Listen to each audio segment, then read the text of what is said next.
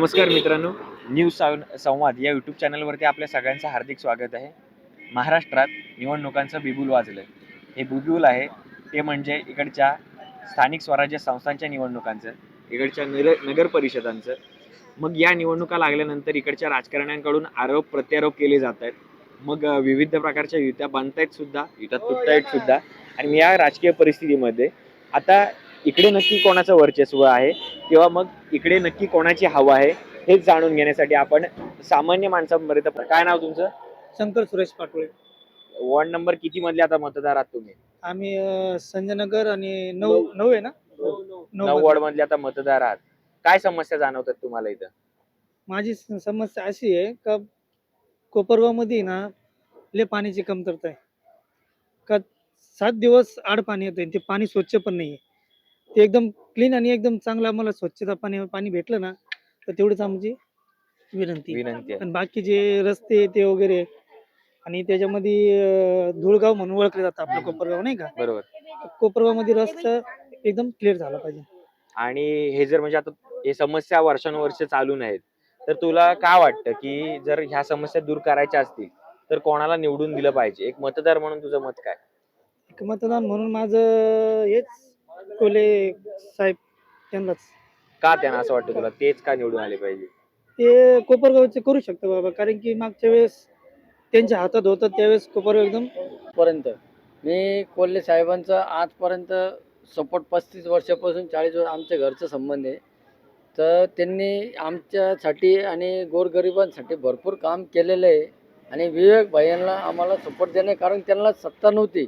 आज 5 पंचवार्षिकला त्यांनी माघार घेतली होती का BJPने त्यांना सांगितलं का तुम्ही थांबून घ्या, आशुतोष दादांना तिकीट द्या. त्यांनी थांबून घेतलं होतं. तरी पण आम्ही त्यांना सपोर्ट केला का भाऊ थांबून घ्या, आम्ही त्यांना आवर्जून उपस्थिती आहे. आणि त्याच्यानंतर आज पराग संधान उभे आहे नगराध्यक्षाला, ते त्यांच्या नेतृत्वाखाली त्यांना उभं करणार आहे. आणि पराग संधान माणूस एकदम यंग आहे आणि माणूस काम करणार आहे. त्यांना नगराध्यक्षाला आपण सपोर्ट करण्याला तयार आहे. म्हणजे नगराध्यक्षाला नगरपालिका 100% त्यांचं निवडून यायची परिस्थिती आहे. त्यांनी काम केलं का नाही केलं, कारण सत्ता नव्हती इतक्या वर्ष. आता सत्ता भेटली तर ते काम करणार 100%, हे आम्हाला खात्री. आमच्या घरचे संबंध आहे आणि आमचा वैयक्तिक संबंध आहे. त्यांना सांगतो का बाबा पराग संधान आणि कोल्हे फॅमिली, विवेक भैया एकदम एक नंबर आहे. विवेक भैया उभे राहणार आणि विवेक भैया काम करणार. नमस्कार, आपल्यासोबत इकडचे काही ग्रामस्थ जोडले गेलेत. दादा, नाव काय तुमचं? कैलास गाडेकर. एकंदरीतच आता ज्या निवडणुका लागल्यात नगर परिषदेच्या, काय वाटतं तुम्हाला कोणाचं वर्चस्व दिसून येते इकडं? आता काम बोलत इथं याचं काम चांगलं आहे, त्याचीच पार्टी आहे ना.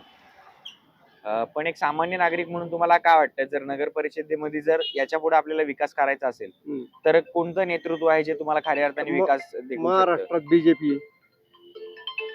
आता वर जर बीजेपी तर खाली आपल्याला खाली तेच सरकार पाहिजे ना. बरोबर.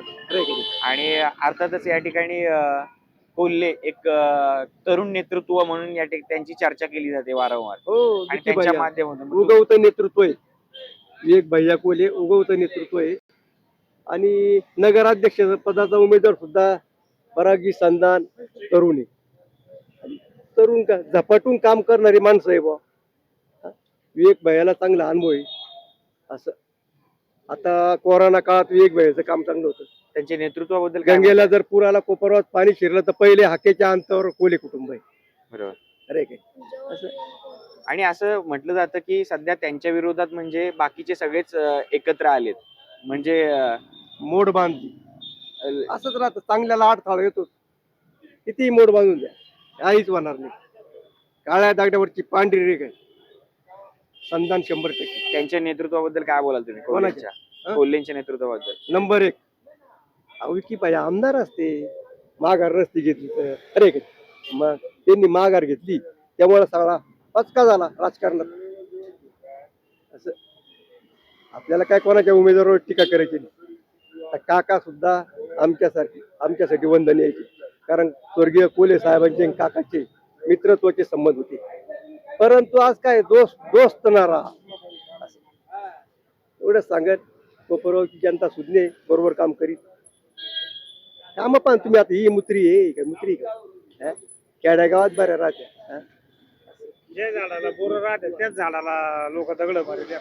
म्हणून तो कोल्ह्यांच्या झाडाला बोरं आहे म्हणूनच लोक त्याला दगड मारतात. नाही पण बघा एक जी लोक अशी बोलत असतात की युवा आहे तर करतील का नाही, पण त्यांच्या नेतृत्वाबद्दल तुम्हाला काय वाटतं, करू शकतात का नंबर नेतृत्व? एकचं नेतृत्व आहे. हे एकदम जे नेतृत्व आहे आज तालुक्यात ते फक्त विकीब आहे. तरुणांचं आज गळ्यात ताईत बनलेलं जर एकमेव कोणी माणूस असेल तर विवेक कोल्हे. त्यांच्या तुम्हाला काय वाटतं जर नगर परिषदेमध्ये त्यांची जर सत्ता आली नाही, तर आता विकास करू मागच्या शकतात 5 का? वर्षाला आशुतोष दादांचं असंच लोक म्हणायचे का युवा नेतृत्व चांगलंय म्हणून 5 वर्ष त्यांना संधी दिली आणि यावेळेस त्यांनी थांबून घेतल्यामुळे त्यांना दुसरी टर्म मिळाली. बरोबर. त्यांच्यापेक्षा जर लोकांच्या आज युवकांचे जर गळ्यात ताईत बनेल असेल तर विवेक कोल्हे. पहा तुम्ही शहरामध्ये सगळं सर्वे उमलतं फुल आहे ते. उमलतं फुल. तुम्हाला असं तुम्ही जरी म्हणजे त्यांच्यापेक्षा वयाने मोठे असतात तरी तुम्हाला वाटतं ते की तुम्ही तुमचा पाठिंबा त्यांनाच असणार आहे? हो, एक पाठीमध्ये त्यांना कोरोचे पाय पाळण्यात दिसतात. चांगला माणूस. चांगला माणूस छत्रपती तालुक्याचा.